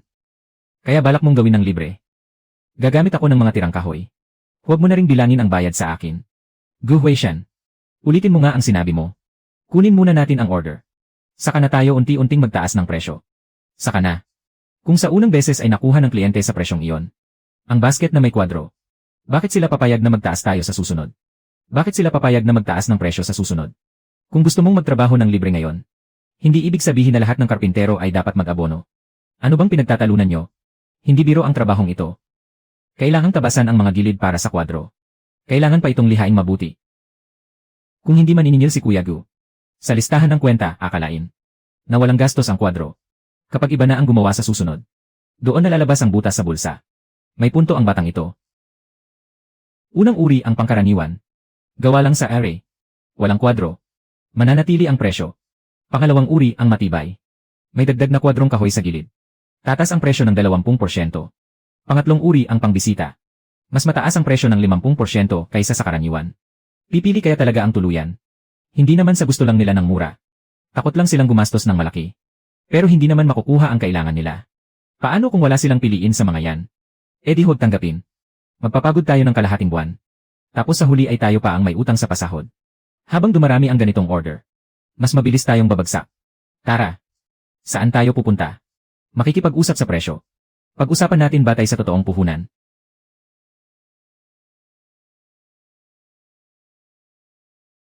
Binibining Su. Naitakda na ang aking budget. Ngayong binibigyan mo ako ng 3 presyo. Balak mo bang manamantala at magtaas ng singil? Sa dating budget, ganito ang mabibili nyo. 60 piraso. Ihahatid sa tamang oras. Pero ang gusto ko ay ang ganito. Kung gayon, magbayad po kayo ayon sa puhunan nito. Sun Yan Q. Sa unang malaking transaksyon pa lang ay naglakas loob ka ng magtaas ng presyo. Akala mo ba ay isa ka ng malaking negosyante? Nasaan ang sample mo? Dadalhin ko rito bukas. Kung ganoon, isulat mo ang sukat, presyo. Mga gagamiting materyales at petsa ng paghahatid. Boss Wu. May lakas ng loob ka bang pumirma? Aatras ako agad. Boss Wu. Kaya mo bang pirmahan? Tiwala ang pundasyon ng negosyo. Pumipirma araw-araw. Anong klaseng gawain yan? Mukhang isang seryosong negosyo. Kung negosyo ang pinag-usapan, negosyo lang. Huwag mong hampasin ang lamesa ng may-ari. Guhweishan. Pababagsakin ka rin niya balang araw. Bumalik ka na lang kapag may sample ka na. Ngayon, huwag mong antalahin ang desisyon ni tagapamahalang Q. Matibay na talaga ito. Pero ang dagdag na 20% ay masyadong mataas pa rin. Maaari nating bawasan ng isang pahid ng langis ng tung ang kahoy na kwadro. Hindi naman ito makakaapekto sa tibay nito sa pagdadala ng bigat. Pero hindi ito maaaring mabasa ng matagal. Mababawasan natin ang presyo ng 5%. Lagpas pa rin sa budget. Maaari nating hatiin ang paghahatid. Ihatid muna ang unang 20 piraso. Para magamit muna ng tuluyan. Kung hindi ito mayuyupi o masisira, ihahatid na ang natitirang 40 piraso. 20 piraso bawat batch. Magbabayad ng 30% deposito sa pagpirma ng kontrata. Pagkatapos suriin at tanggapin ang unang batch, magbabayad ulit ng 30%. At kapag naihatid na ang huling 40 piraso, babayaran ang natitirang balanse. Kapag napagkasunduan na ang mga sukat at detalye, may karagdagang bayad para sa anumang biglaang pagbabago. Paano kung hindi pumasa sa kalidad ang unang batch? Ibabalik ang deposito. Isulat din natin sa kasunduan ang mga pamantayan ng kalidad. Hindi dapat lumampas sa kalahating daliri ang diferensya sa sukat. Walang amag at walang gasgas o tulis ang kahoy na kwadro. Dapat kayang bumuhat ng 5 kilo ang hawakan. At hindi dapat ito matanggal. Sa loob ng kalahating taon ng normal na paggamit. Kapag nasira ang kahoy na kwadro, libre ang pagkukumpuni. Lakas loob nyo ba talagang isusulat yan? Kaya namin. Nakuha talaga natin ang kontrata. Nakuha natin. Pero hindi pa natin talaga kinikita ang pera. Kapag pumasa na sa kalidad ang mga produkto. At nakuha na natin ang huling bayad. Saka pa lang natin masasabing kumita tayo. Iwan nyo na rin ang dalawang ito rito. Kapag nagtanong ang mga bisita, i-rekomenda ko kayo sa kanila. Para sa bawat matagumpay na transaksyon, bibigyan namin ang tuluyan ng 10% komisyon. Ang bahaging ito ay para sa pambili ng kahoy. Ito naman ay para sa paunang pasahod. At ang matitira ay magsisilbing pondo para sa emergency. Walang sinumang pwedeng gumalaw nito. Hindi mo ba muna babayaran ang utang mo? Babayaran ko yon sa napagkasunduang petsa. Ang pera sa negosyo at ang pera sa bahay ay dapat magkahiwalay. Dahil kailangang malinaw ang kwenta. Dapat maging malinaw rin ang hasyan nating dalawa. Akin ang mga kagamitan. Ang paraan ng paggawa, mga sukat. At ang paghahanap ng kliyente ay sayo. Paano natin hahatiin ang kikitain sa hinaharap? At sino ang mananagot kapag nagkaproblema? Dapat nakasulat ng malinaw ang lahat. Ganito dapat kapag magkasosyo sa trabaho.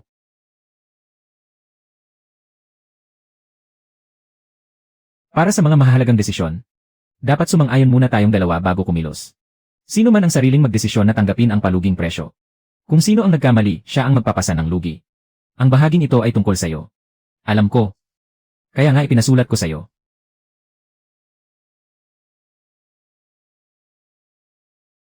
60% ang sayo. Sa anong dahilan?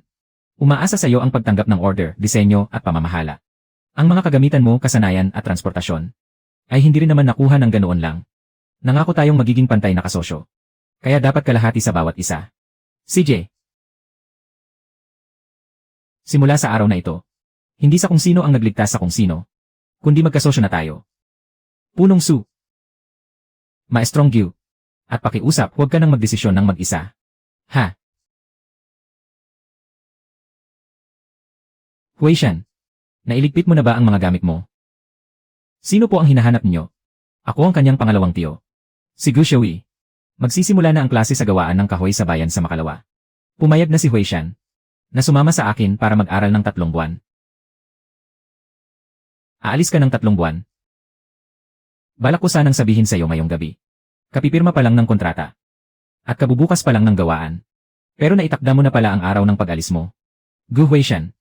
Ito ba ang sinasabi mong mahalagang desisyon na dapat ay may pagsang-ayon nating dalawa? Hindi ko naman pababayaan ang mga order.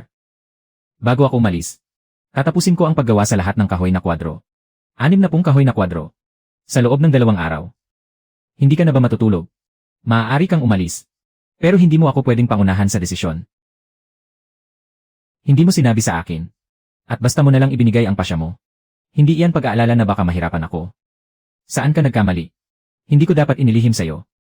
Ano pa? Hindi ko dapat inisip na basta't kaya ko namang pasanin ang lahat, ay hindi ko na kailangang makipag-usap sa'yo. At hindi ko rin dapat pinangunahan.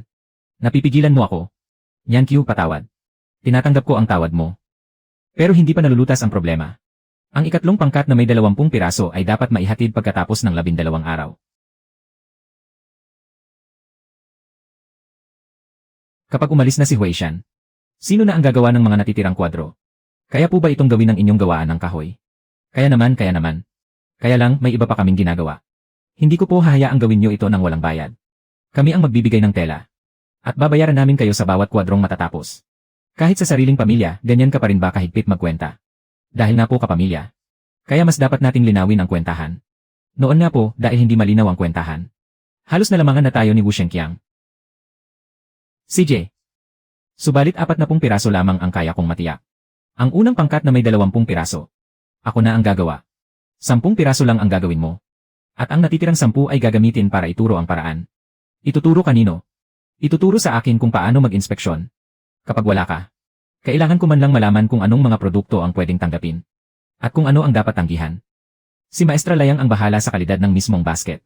Si Xiaoman naman, ang mamamahala sa paglalagay ng numero at pagtatala. Si Chamayon ang bahala sa tanghalian. Araw-araw ang kwenta ng sahod. Magluluto lang naman ng ilang beses, bakit kailangan pa ng bayad? Hindi pwedeng magtrabaho ng walang bayad ang mga karpintero. At hindi rin pwedeng walang bayad ang nagluluto. Iyan ang patakaran. Kahit sa sarili niyang tao, hindi pinalalampas ng batang ito.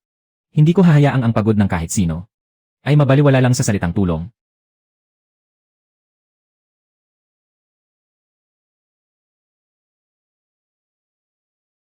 Matuto ka munang tumingin kung saan may mali. Saka ka sumubok ulit. Pasa ang isang ito. Hindi pasado. Kapain mo rito. May mga salubsob. Kapag kumuha ng damit ang mamimili, maaari silang masugatan. Lihain mo itong muli. Sa paghahabi. Mali ang sukat nito. Mas malapad ito ng kaunti sa panukat. Gaano kalaki ang kaunti na yan? Hindi pwedeng sabihin kaunti lang. Kung magkakasya ang isang barya. Ibig sabihin ay hindi na ito pasok sa sukat. Sa negosyo. Hindi pwedeng umasa lang sa pakiramdam kapag nagpapasya. Naitabi mo na ba ang lahat ng may mali? Hindi tama ang tunog nito. Hindi pa tuyong-tuyo ang kahoy. Mapurol ang tunog. Pahiwatig pa lang yan.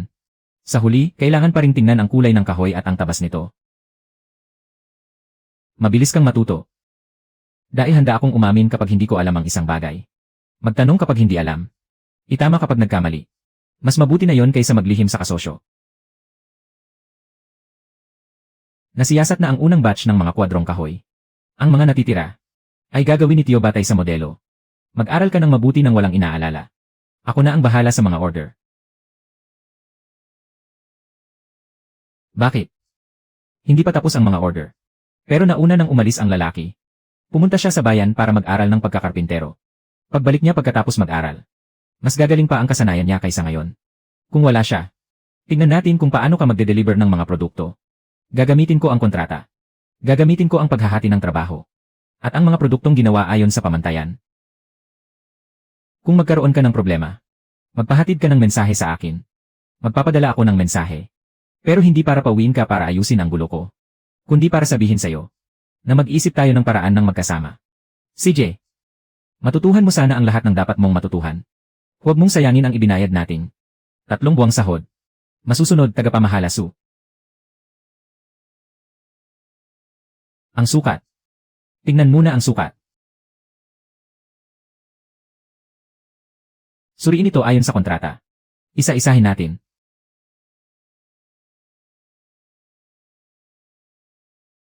Unang batch. Numero 1 hanggang 20. Ang naghabi ang nagsuri. At ang petsa ng pagpapadala ay nasa talaan lahat. Hindi maluwag ang tahi sa gilid. Pwede nang suriin ang susunod.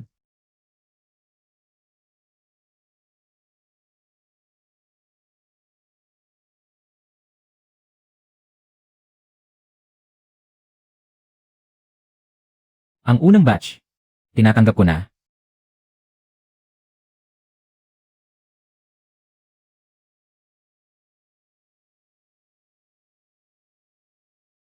Ipadadala ang ikalawang batch pagkaraan ng 4 na araw. Walang magiging antala. 20 basket lang naman yan.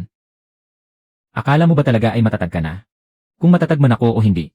Hindi ikaw ang magpapasya niyan. Ang kalidad ng mga produkto ang magpapatunay niyan. Lene. Tindero. May problema po. May mga nagsasabi sa bayan na ang mga basket nagawa ni Sun Yan Q ay inaamag na pagkaraan lang ng 3 araw. Paninda niyo ba ito?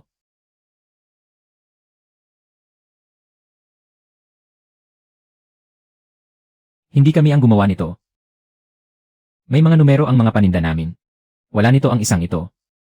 Pero nakasabit dito ang tatak niyo. Nananabla na ang gawaang yan siyan.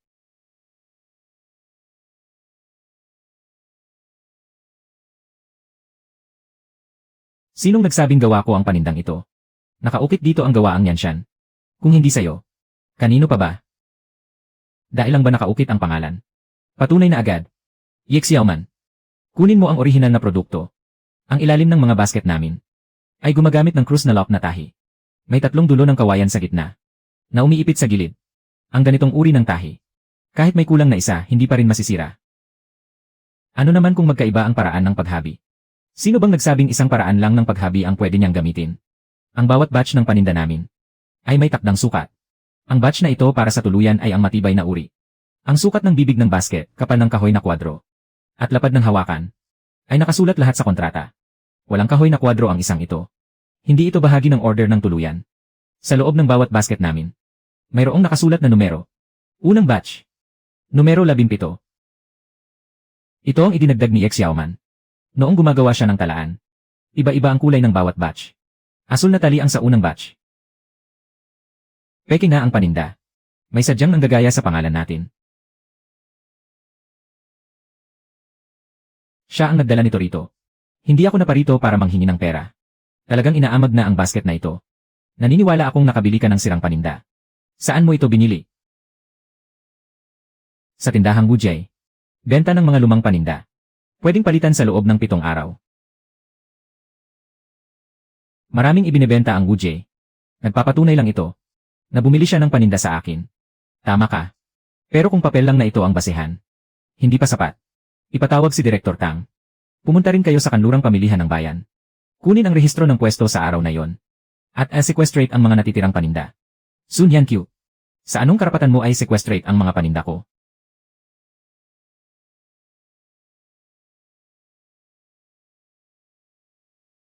Wu Shenqiang.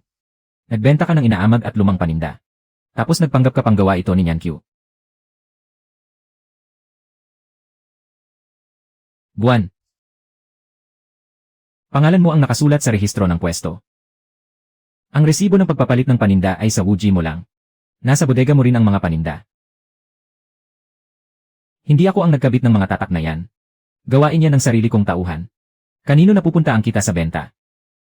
Sino ang nag-arkila ng pwesto? Sino ang nagpaukit ng mga kahoy na tatak?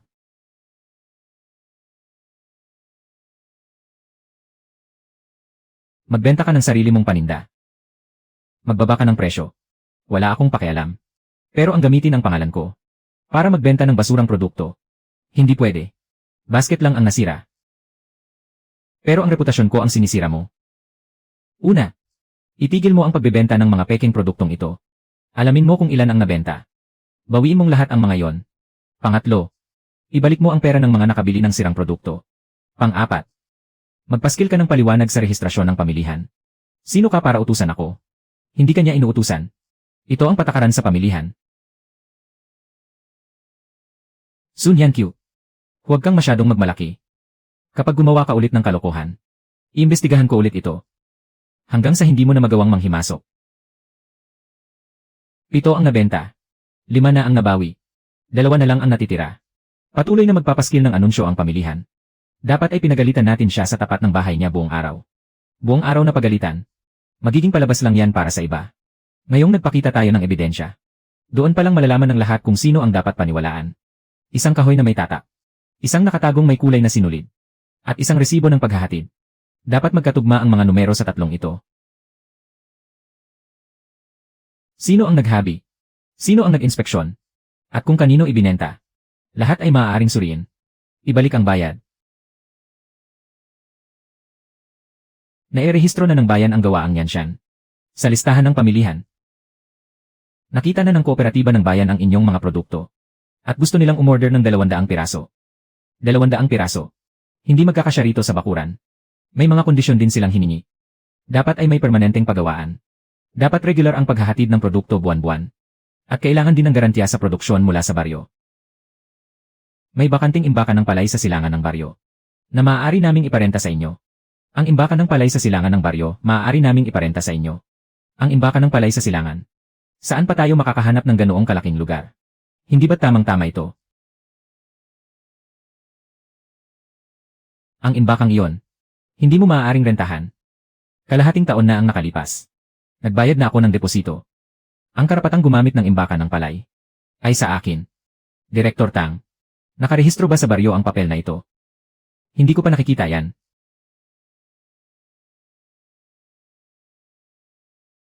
Kanino ibinigay? Magkano ang ibinayad? At gaano katagal ang renta? Walang nakasaad na panahon ng renta rito. Walang sukat ng imbakan. Walang opisyal na tatak ng baryo. At hindi man lang malinaw na nakasulat. Kung para saan ang 5 pisong ito. Ang ari-arian ng baryo. ay hindi magiging iyo dahil lang nagbigay ka ng 5 piso sa isang tao. Para mapunta ito sa'yo. Niyan Q. Naghihintay pa ang order para sa 200 basket. Kung kailan nagmamadali, lalong hindi dapat mag-iwan ng problema sa hinaharap. Pakiusap, pakisuri ng baryo ang lumang lokasyon ni Boss Wu. At pagkatapos ay isapubliko ang panahon ng renta. Halaga ng renta at mga patakaran sa paggamit ng imbakan ng palay. Kung sino ang makakatugon sa mga kondisyon. Siya ang pipirma ng opisyal na kontrata. CJ. Palakihan ng renta ang gusto mo, di ba? Kaya kong tapatan yan. Wu Shenqiang. Pansamantalang imbakan ng mga tambo. Panahon ng paggamit. Mula simula ng Mayo hanggang bago ang ani sa Taglagas. Sa halagang 5 piso. Matagal nang napaso ang kontrata. Lakas ng loob mong sabihin sa iyo ang bodega. Wu Shenqiang. Wala kang pangmatagalang karapatan na gamitin ang imbakan ng palay.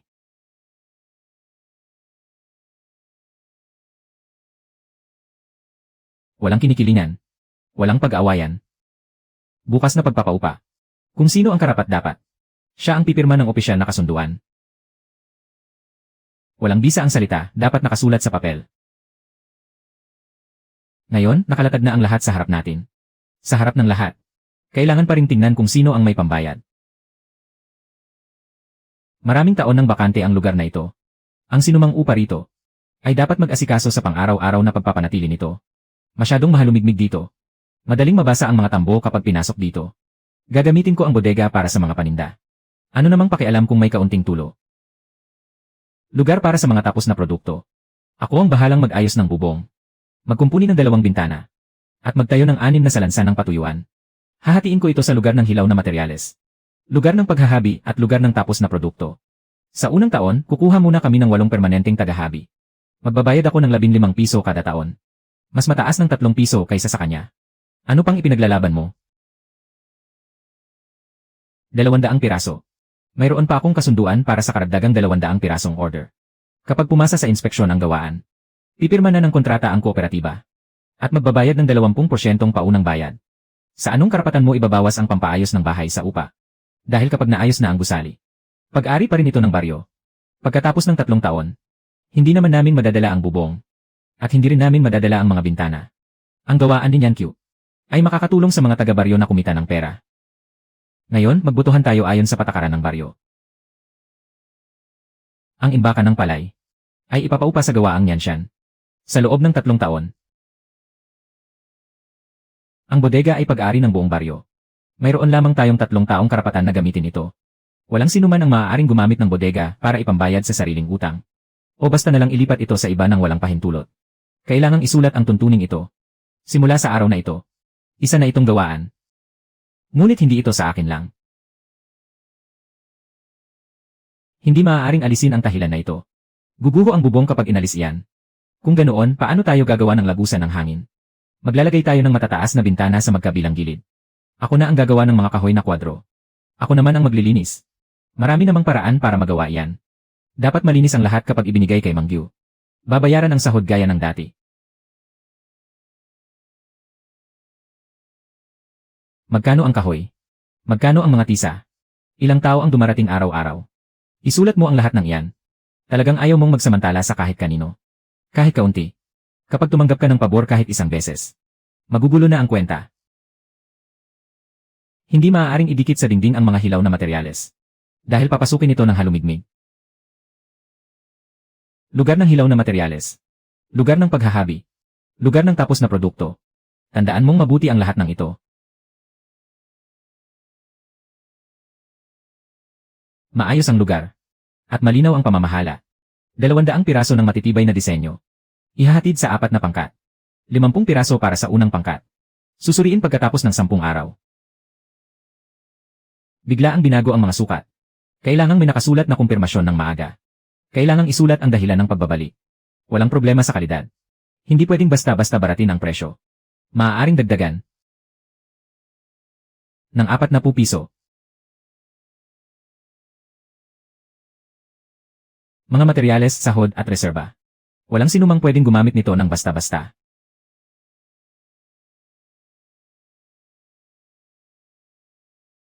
Huwag muna kayong magalak. Ang natitirang stock ay kasya lang para sa 83 piraso. Para umabot sa 200.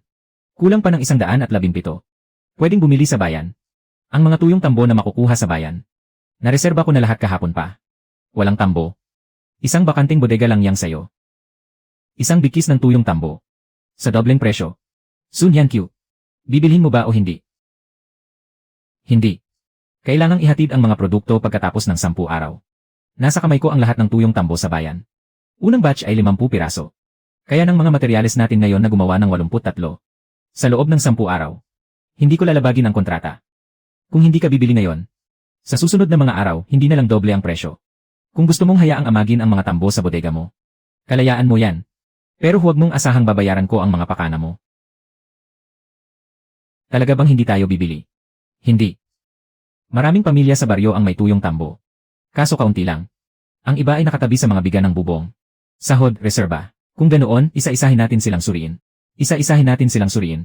Hindi dahil kulang tayo sa stock. Ay tatanggapin na natin ang mga sirang materyales.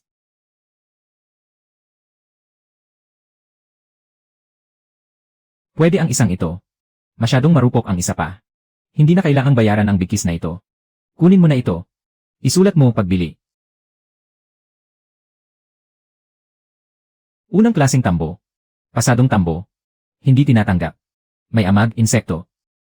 At madaling maputol kapag binaluktot. Kahit gaano pa kababa ang presyo, hindi natin tatanggapin. Totoo bang bayad agad ngayon? Hindi ba muna ito iutang? Basta't kasama sa plano ng pagbili para sa batch na ito. Babayaran agad kapag nakapasa.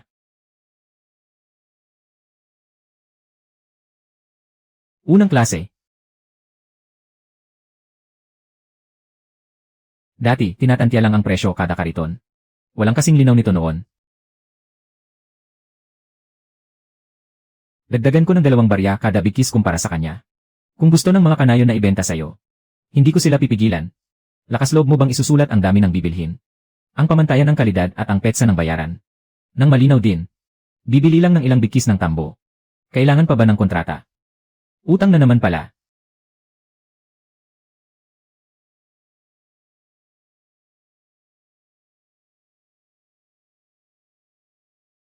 Ang mga gustong magbenta kay Boss Wu ay maaari nang umalis. Gawa. Walang pumipilit sa inyong pumili. 12 kabahayan. Ang mga pasadong tuyong tambo ay makakagawa ng 70 basket. Kasama ang dating 83 piraso. Makakagawa tayo ng 173 sa kabuuan. Kulang pa ng 27 para sa reserba. Malapit nang anihin ang mga bagong tambo. Pero hindi pwedeng ihabi agad pagkaani. Ang huling batch. Humiling ng palugit na 10 araw.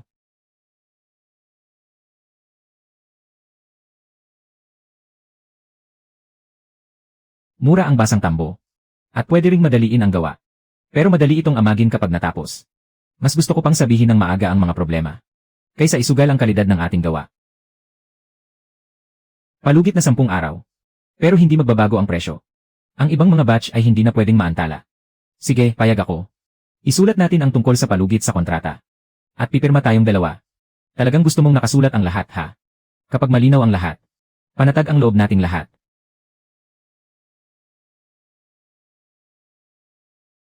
Dapat pantay ang mga gilid. Huwag kang magmadali.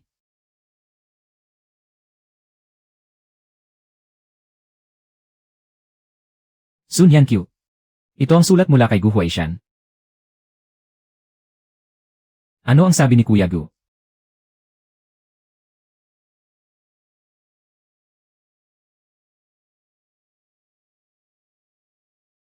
Siyempre kailangan ko siya. Pero hindi tungkol sa gawaan ang tinatanong niya. Ang kinabukasan niya. Hindi ako ang dapat pumili para sa kanya. Pero ang tatahakin nating landas. Hindi lang dapat madiktahan ng isang sulat. Pupunta ako mismo sa bayan.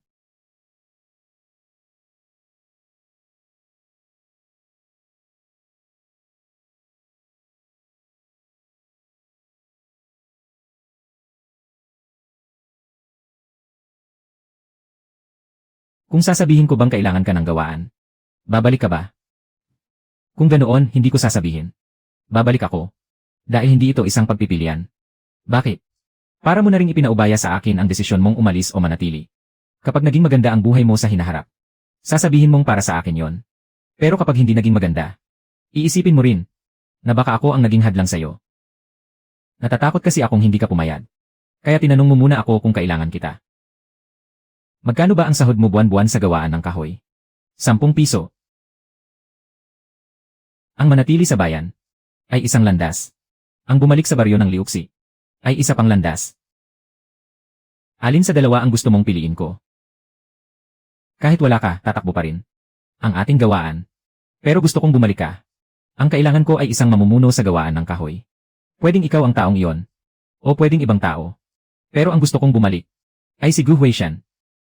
Gusto kong bumalik. Hindi dahil sa kulang kayo sa tao. Kundi dahil ayaw kong habang buhay na lang gumawa ng mga gamit para sa ibang tao. Gusto kong gamitin ang mga natutunan ko para sa sarili kong trabaho. May panganib sa pagbabalik. Maaaring mawalan tayo ng mga order. At baka hindi kasing laki rito ang kikitain mo. Kung ganoon, sabay tayong maghanap ng mga order. Kapag kumita ang gawaan, hahatiin natin ayon sa kontrata. Kapag nalugi ang gawaan, dadamayan din kita. Iyan ang tunay na magkasosyo. Gusto ko ring bumalik sa piling mo. Tinatanggap ko ang sinabi mong iyan. Talaga bang hindi ka na mananatili? 10 piso kada buwan. Maraming tao ang naghahangad ng pagkakataong ito. Salamat po, amo. Pero gusto ko nang bumalik sa baryo para sa sarili kong gawaan ng kahoy. Ang gawaang Yanshan ay nangangailangan ng mga kwadro buwan-buwan. Madalas din kayong tumatanggap ng mga order para sa mga estante. At mga bitbitang basket dito. Pwedeng kami na ang gumawa ng mga karaniwang gamit na kahoy. Gagawin namin ayon sa sukat na gusto ninyo. Maaari ninyong suriin ang kalidad kapag tapos na ang produkto. Ilan ang kaya ninyong gawin? Sa ngayon, makakasiguro kami ng 80 set kada buwan. Subukan muna nating gumawa ng 30 set. Bawat batch ay dapat may numero. Sino ang nagputol ng mga materyales? Maaaring suriin kung sino ang gumawa ng bawat basket. Paano kung may sira? Ibalik at gawin muli. Ang may pananagutan ang magbabayad sa nasayang na tela. Isulat ang mga sukat at presyo. Sabi ni Huishan, kailangan mong pirmahan ang lahat ng ginagawa mo. Kahit gaano pa kaganda ang sabihin sa salita. Maaari pa ring magkamali sa pag-alala pagkaalis. Mas mabuti para sa lahat kung nakasulat ng malinaw.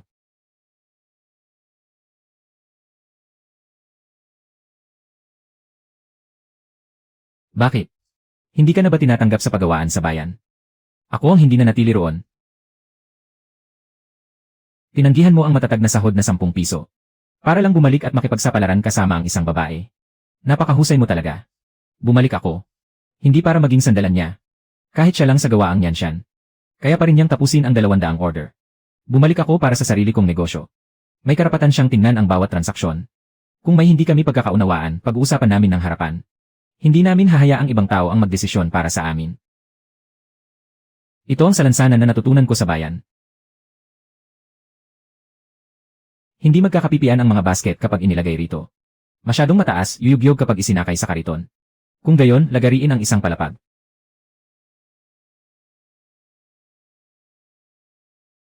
Hindi maaari, may ipit kapag kukunin na ang mga basket. Magdagdag pa ng isang natatanggal na trangka rito. Alok habang ibinabiyahe. At alisin kapag ibababa na ang mga basket. Kailangang may puwang sa gilid. Huwag hayaang mapuwersa ang gilid ng basket. Hindi na naidporma. Ngayon, sapat na ang 2 kariton. Makakatipid ng sangkatlo sa bayad sa pagbiyahe. Kailangan pa bang subukan? Siyempre naman. Magandang tingnan sa drawing. Pero hindi ibig sabihin hindi yuyugyog sa daan.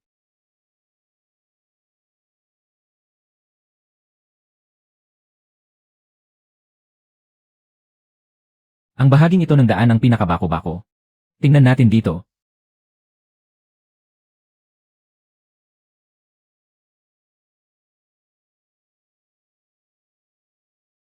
Walang galaw. Kailangan bang isulat ang kalagayan ng daan? Isulat mo. Magandang tingnan sa drawing. Pero hindi ibig sabihin hindi yuyugyog sa daan.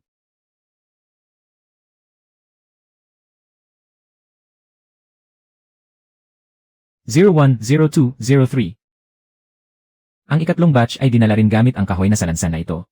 Naihatid na ito ng isang beses at walang naipit. 01. 0101.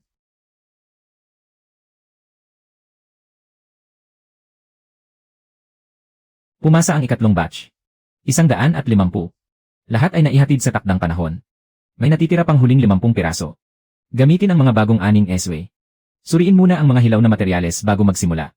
Suriin muna bago magtrabaho.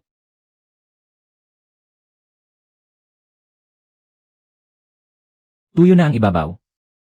Pero basa pa ang loob ng essay. Ngunit nakasulat sa record ng materyales na pumasa ito. 8 araw lang pinatuyo ang loob ng essay. Ang orihinal na plano ay 12 araw. Malakas ang hangin itong mga nakaraang araw. Kaya akala ng lahat ay matutuyo ito ng mas maaga.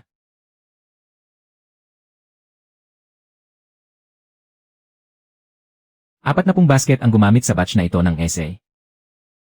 3 araw na lang bago ang paghahatid. Siguradong hindi aabot kung kakalasin at gagawin muli. Tuyo na ang mga nari sa bodega ko. Basta't magpakumbaba ka. Ibebenta ko sa iyo sa triple ng presyo. Kung bibilhin mo, mahahabol mo pa ang takdang araw ng paghahatid. Kung hindi, basang mga basket lang ang maihahatid mo. Reputasyon o kita. May mawawala sa iyo sa pagkakataong ito. 4 basket. Kakalasin mo talaga ng ganoon na lang. Kaya mo bang bayaran ang lugi? Kahit hindi kaya, kailangang kalasin. Ang 40 ito. Ihinto ang lahat ng gawa. May 50 hindi pumasa. Wala akong isusumite kahit isa. Ako ang sumulat ng record ng mga hilaw na materyales.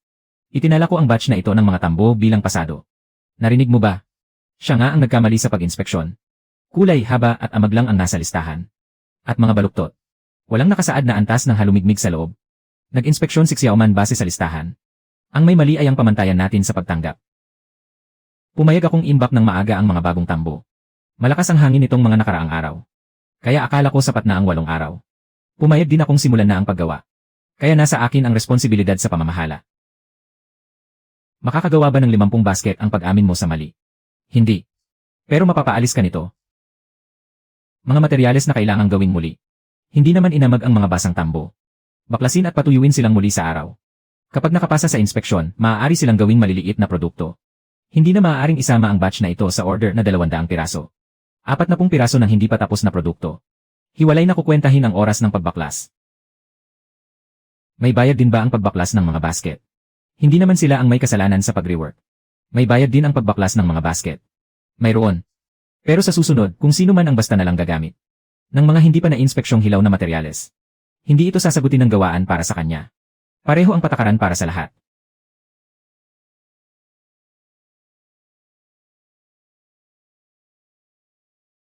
Maantala na naman. Ang huling batch ay naantala na ng 10 araw.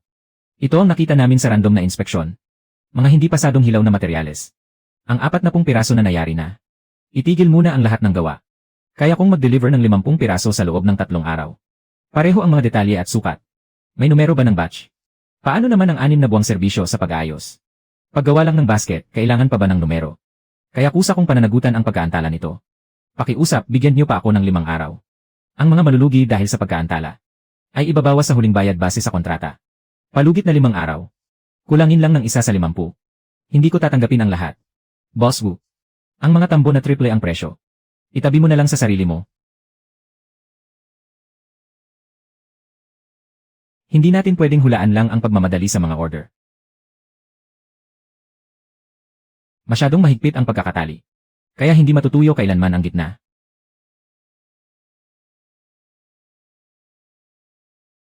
Hindi dapat isandal sa dingding ang mga tambo. Baliktarin ang mga ito kada kalahating araw.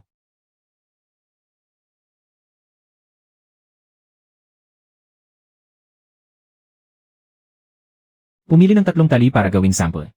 Timbangin ang mga ito sa parehong oras araw-araw. Kapag hindi na bumaba ang timbang sa loob ng 2 sunod na araw, saka pa lang pwedeng magsagawa ng panloob na random na inspeksyon. Kumuha ng 3 piraso ng random sa bawat 10 tali. Gupitin ang mga ito sa may ugat, sa gitna at sa dulo. Kapag maitim ang loob ng tambo, o malamig kapag hinawakan, hindi ito pwedeng imbak sa bodega. Sa susunod, kung sino man ang gustong mag-imbak ng maaga, kailangang may pirma ng 3 tao. Patuyuin ito sa araw ng hindi bababa sa 12 araw. Kahit gaano kaganda ang panahon, huwag itong paikliin ng walang pahintulot. Kumain muna kayo. Saka na magtrabaho pagkatapos kumain. Mag-overtime tayo ng 4 na oras nitong mga susunod na araw. Ibibigay ko ang bayad sa overtime kapag natapos na ang singilan. Hindi pwede. Ang trabaho para sa araw na ito ay dapat kwentahin sa araw na ito. Ang perang dapat isahod. Hindi pwedeng idahilan lang ang pagtutulungan sa hirap para maantala. Sundin natin ang lahat ng sinabi niya. Kapag hindi na gumaan ang sample na tali sa loob ng 2 sunod na araw. Pasado. Magsagawa pa ng isa pang round ng inspeksyon. Pwede na ngayon.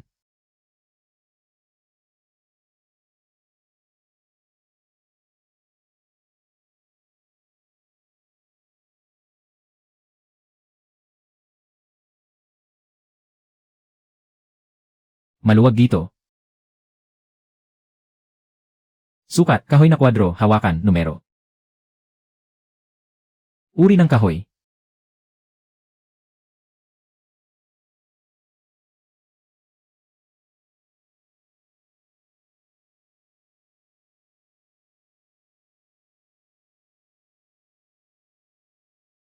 Karga na.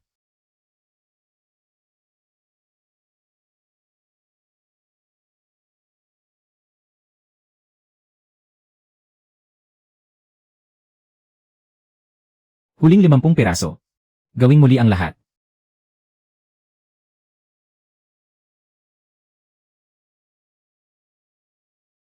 Dalawamput-tatlo, 03. 23.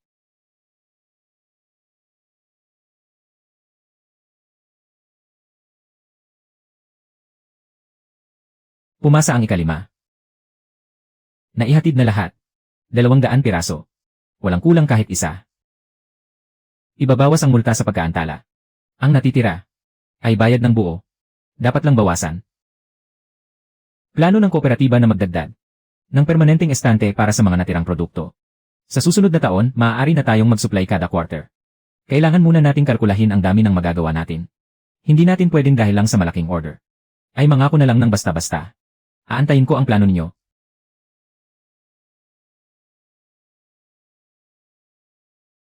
12 pamilyang nagsusuplay sa baryo. Ang gustong magtatag ng grupo para sa pagtutulungan sa supply ng tambo. 8 manggagawa. Ang nais ding pumirma ng kontrata sa pagtatrabaho ng kalahating taon. May pangmatagalang interes din ang kooperatiba. Kaya kailangan nating magpulong para pag-usapan ito.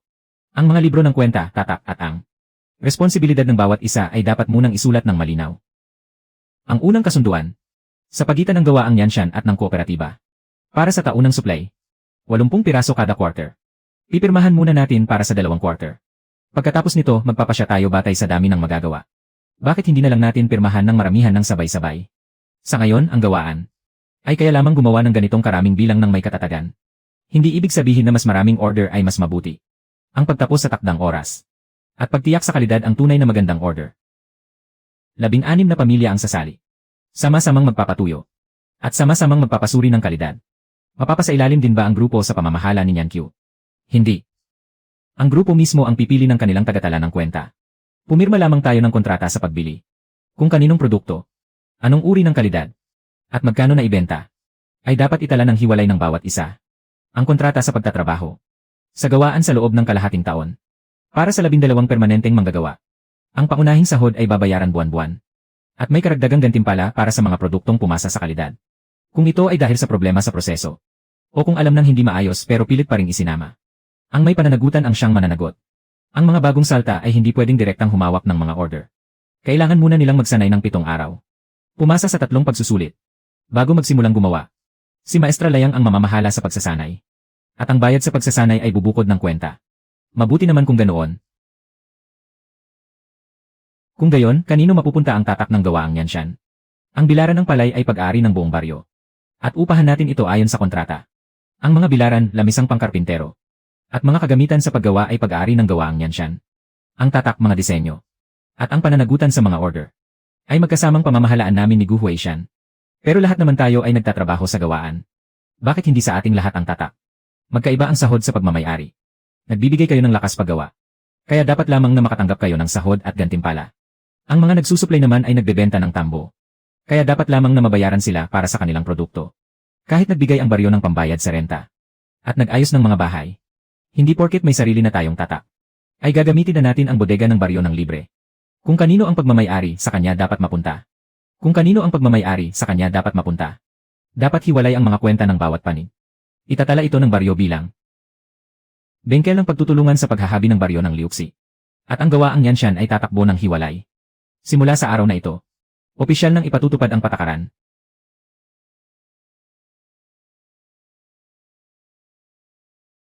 Ang pondo para sa mga hilaw na materyales at kahon. Ay ikaw na ang mag-iingat. Ipagkakatiwala mo sa akin ang ganito kalaking pera. Kailangang may resibo sa bawat paglalabas ng pera. At dapat pareho tayong pipirma. Kapag lumampas sa 10 yuan, kailangan pa itong suriin ni Kuya Gu. Hindi ko hahayaang magkagulo ang mga kwenta. Simula sa araw na ito, ikaw na ang opisyal na tagahawak ng aklat ng bengkel. At tagatala rin ng kalidad. Dati, sabi ng lahat ilang salita lang ang alam ko. Hindi dahil pinagbigyan kita. Kundi dahil sa bawat pagkakataon na ginawa mo ng maayos ang trabaho. Pinatunayan mo ang sarili mo. Ang bahay na ito ay sayo na. Sa wakas ay nakasulat na ng malinaw. Sa susunod, wala nang makakakuha ng bahay mo para ipambayad sa utang. Dapat lang na maging malinaw. Bahay mo ito.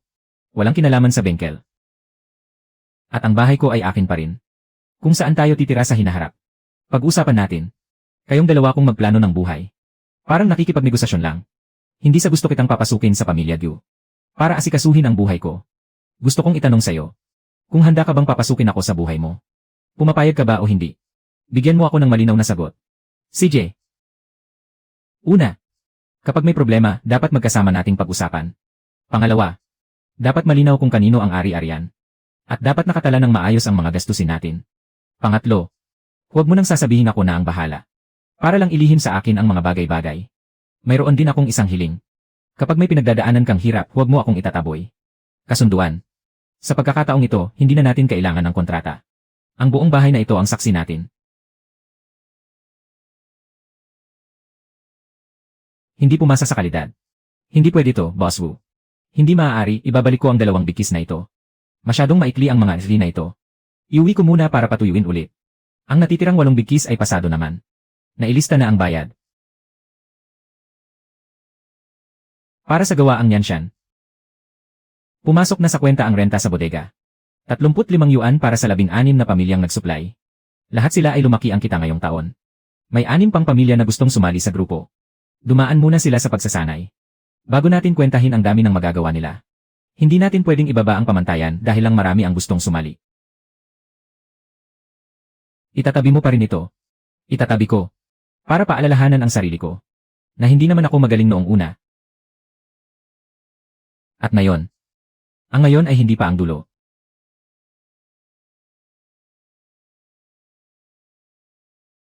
Ang magandang buhay ay hindi bigla ang dumarating. Mula sa isang hibla ng S-ray. Isang malinaw na kwenta. At isang pag-uusap. Unti-unti natin itong hinahabi.